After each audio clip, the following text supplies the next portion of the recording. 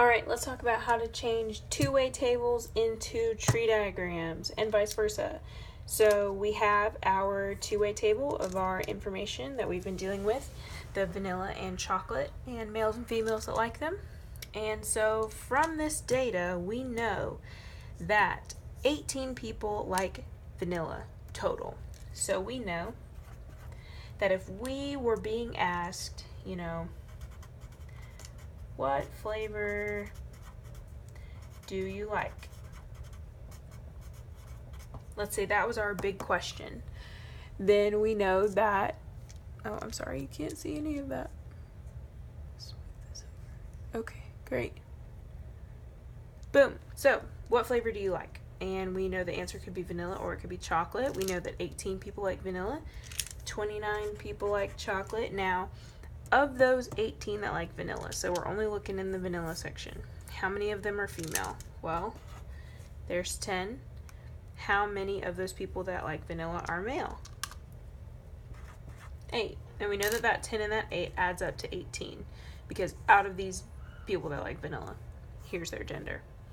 So out of all the people that like chocolate, there are 23 that are females and 6 that are males. So we can see the total number of people who have been surveyed from this data by looking at the total number of vanilla and chocolate, and if we add those up, that's 47. So that number 47 has been split into 18 and 29, or we could just check the total of these numbers. 10 and 8 is 18. 18 plus 6 is 24. 24 plus 23 is 47. So we know that if we add all of these up, we can get 47 too. So the sum here should be 47. The sum here should be 47. Great. Let's pull probability statements from here.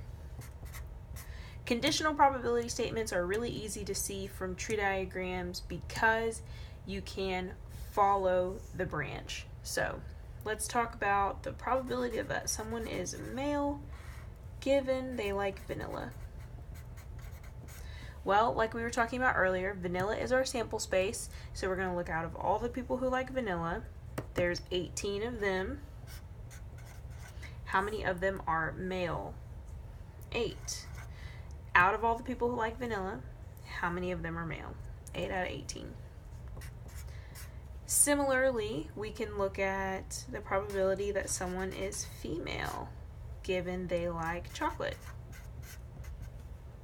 Well, out of all the people who like chocolate, there's 29.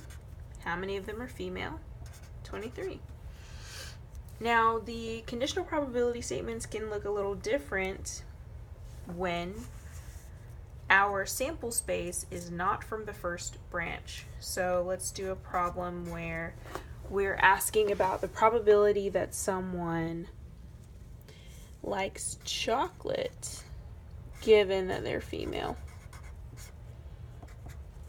So we know our sample space is female, so we got to look out of all of these females.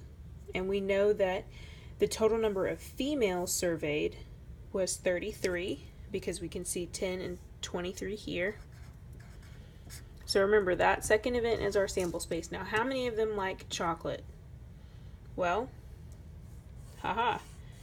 we're looking at these females that like chocolate. Oh, I'm mistaken. We're looking at these 23 females that like chocolate. Out of 33 females total. Okay, let's do another problem. That might have been a little bit confusing. Let's do the probability that someone likes vanilla, given that they're male. Completely switch it up. Let's do a better job. So let's look at out of all the males. We can see 2 branches of males here. So we know that there are 14 males surveyed total.